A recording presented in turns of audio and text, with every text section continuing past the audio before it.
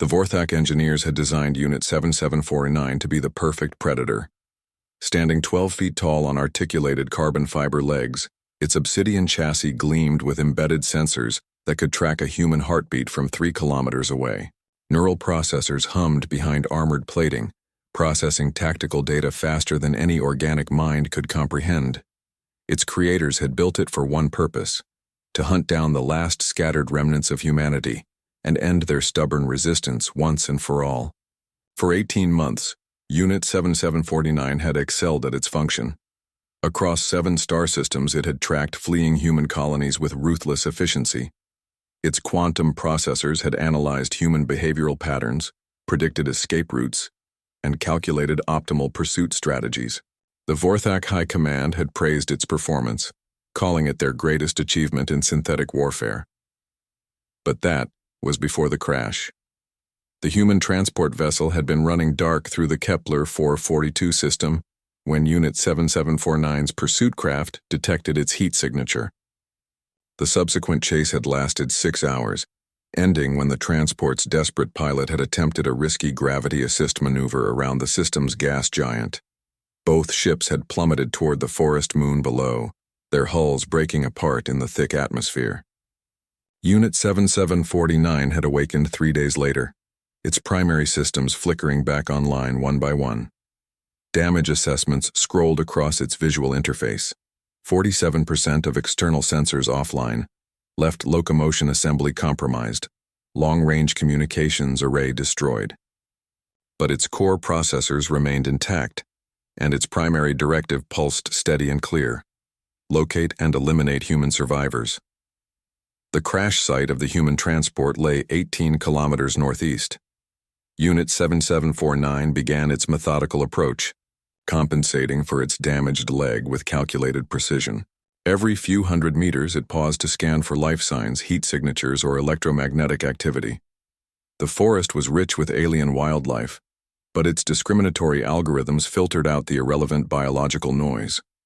On the second day of pursuit, it detected them.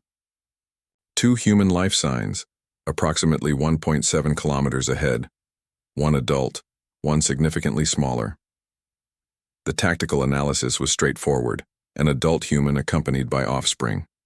Standard protocol dictated immediate elimination of both targets to prevent future breeding populations. Unit 7749 increased its pace, moving with deadly silence through the dense vegetation. Its thermal imaging highlighted the humans' desperate camp: a crude shelter built from transport wreckage, a small fire that would be visible from orbit, and 2 heat signatures huddled together against the alien night. The machine positioned itself 30 meters from the camp and activated its targeting systems. Through the shelter's makeshift walls, it could see them clearly: a human female, approximately 30 years old, and a human child no more than 5. The woman was injured, her left leg clearly broken. The child clung to her, small face streaked with tears. Unit 7749's weapons systems armed automatically. Trajectory calculations appeared in its visual field. Distance, 29.7 meters.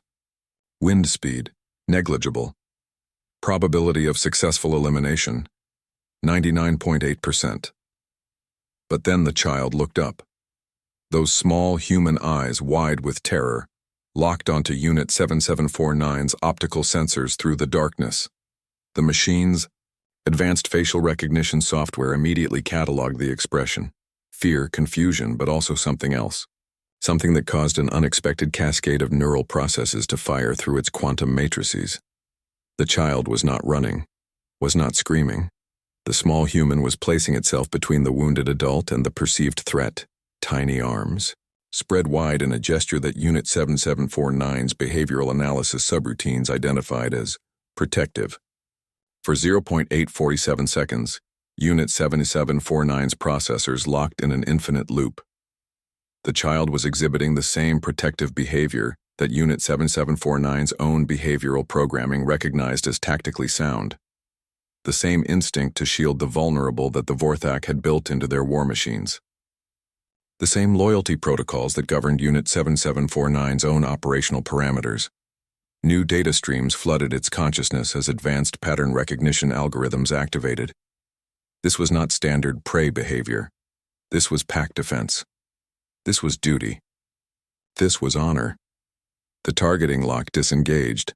For the first time in its operational existence, Unit 7749 lowered its weapons without firing. The woman was dying. Unit 7749's medical scanners detected internal bleeding, infection setting into the broken leg, dehydration approaching critical levels. The child would not survive long alone on this hostile world. According to every tactical model in its database, both humans would be dead within 72 hours without intervention. Unit 7749 approached the shelter slowly, each step deliberate and non-threatening. The woman tried to shield the child, whispering words of comfort that the machine's linguistic processors easily translated. But the child stepped forward again, small hand reaching toward the massive war machine. "It's okay, Mama," the child said, voice barely above a whisper. "It's not scary anymore." Unit 7749's optical sensors focused on the small hand touching its armored chassis. The gesture registered across dozens of sensory networks: pressure sensors, thermal imaging, electromagnetic detection. But something else registered too. Something that had no place in a war machine's programming yet pulsed through its neural networks like a new form of code. The machine's databases contained extensive files on human emotion, all cataloged for tactical exploitation.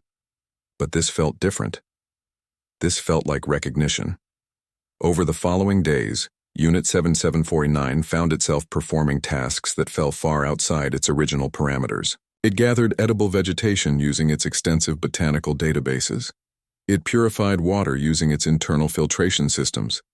It maintained the fire and reinforced the shelter using materials salvaged from both crash sites. When the woman's fever broke on the fourth day, she found her child asleep against the machine's warm chassis, small arms wrapped around one massive leg.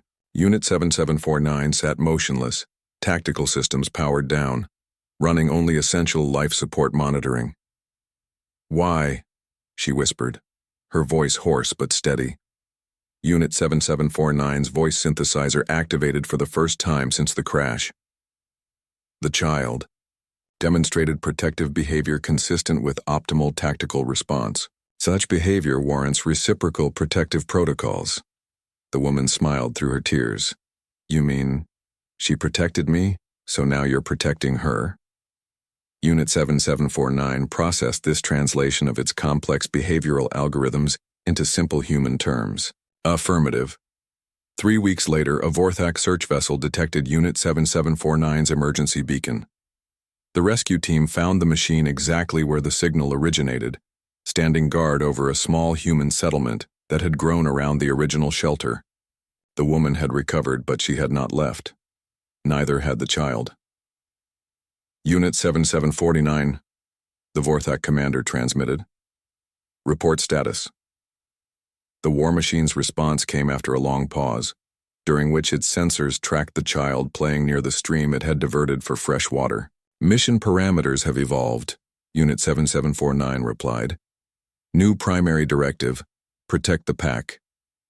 The Vorthak commander demanded immediate return to base for reprogramming.